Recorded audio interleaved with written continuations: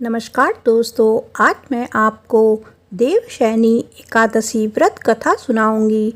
आप सभी मेरे साथ बोलिए, विष्णु भगवान की जय। धर्मराज युधिष्ठिर ने कहा, हे केशव, आषाढ़ शुक्ल एकादशी का क्या नाम है? इस व्रत के करने की विधि क्या है और किस देवता का पूजन किया जाता है? श्री कृष्ण कहने लगे कि हे युधिष्ठिर, जिस कथा को ब्रह्मा जी ने नारद जी से कहा था वही मैं कहता हूँ। एक बार देव ऋषि नारद जी ने ब्रह्मा जी से इस एकादशी के विषय में जानने की उत्सुकता प्रकट की। तब ब्रह्मा जी ने उन्हें बताया, सतयुग में माधंता नामक एक चक्रवर्ती सम्राट राज्य करते थे। उनके राज्य में प्रजा बहुत सुखी थी, किंतु भविष्य में क्या हो जाए यह कोई नहीं जानता। अतः वे भी इस बात से अनभिज्ञ थे कि उनके राज्य में शीघ्र ही भयंकर अकाल पड़ने वाला है। उनके राज्य में पूरे 3 वर्ष तक वर्षा न होने के कारण भयंकर अकाल पड़ा। इस अकाल से चारों ओर त्राही त्राही मच गई। धर्म पक्ष के यज्ञ, हवन, पिंडदान, कथा, व्रत आदि में कमी हो गई। जब मुसीबत पड़ी हो तो धार्मिक कार्यों में प्राणी की रुचि कहाँ रह जाती है। प्रजा ने राजा के पास जाकर अपनी वेदना की दुहार लगाई। राजा तो इस स्थिति को लेकर पहले से ही दुखी थे।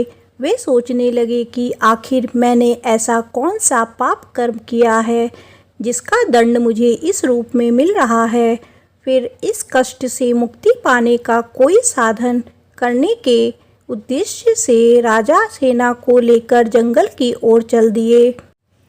वहाँ विचरण करते करते एक दिन वे ब्रह्मा जी के पुत्र अंगिरा ऋषि के आश्रम में पहुँचे और उन्हें साष्टांग प्रणाम किया। ऋषिवर ने आशीर्वाद उपरांत कुशल क्षेम पूछा। फिर जंगल में विचरने व अपने आश्रम में आने का प्रयोजन जानना चाहा। तब राजा ने हाथ जोड़कर कहा, महात्मन, सभी प्रकार से धर्म का पालन करता हुआ भी मैं अपने राज्य में दुर्भिक्ष का दृश्य देख रहा हूँ। आखिर किस कारण से ऐसा हो रहा है? कृपया इसका समाधान करें। यह सुनकर महर्षि अंगिरा ने कहा, हे राजन, सब युगों से उत्तम यह सतयुग है। इसमें छोटे से पाप का भी बड़ा भयंकर दंड मिलता है। इसमें धर्म अपने चारों चरणों में व्याप्त रहता है। ब्राह्मण के अतिरिक्त किसी अन्य जाति को तप करने का अधिकार नहीं है, जबकि अपने राज्य में एक शूद्र तपस्या कर रहा है। यही कारण है कि आपके राज्य में वर्षा नहीं हो रही है। जब तक वह काल को प्राप्त नहीं होगा तब तक यह दुर्भिक्ष शांत नहीं होगा। दुर्भिक्ष की शांति उसे मारने से ही संभव है। किंतु राजा का हृदय एक नर अपराध शूद्र तपस्वी का शमन करने को तैयार नहीं हुआ। उन्होंने कहा, हे देव, मैं उस निरपराध को मार दूं, यह बात मेरा मन स्वीकार नहीं कर रहा है।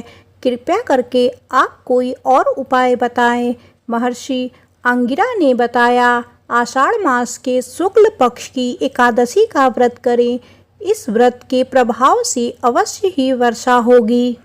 राजा अपने राज्य की राजधानी लौट आए और चारों वर्णों सहित एकादशी का विधि पूर्वक व्रत किया। व्रत के प्रभाव से उनके राज्य में मूसलाधार वर्षा हुई और पूरा राज्य धन्य धान्य से परिपूर्ण हो गया। ब्रह्मवैवर्त पुराण में देवशयनी एकादशी के विशेष महत्व का वर्णन किया गया है। इस व्रत से प्राणी की समस्त मनोकामनाएं पूर्ण हो जाती है। एकादशी व्रत कथा समाप्त होती है। आप सभी मेरे साथ बोलिए, विष्णु भगवान की जय।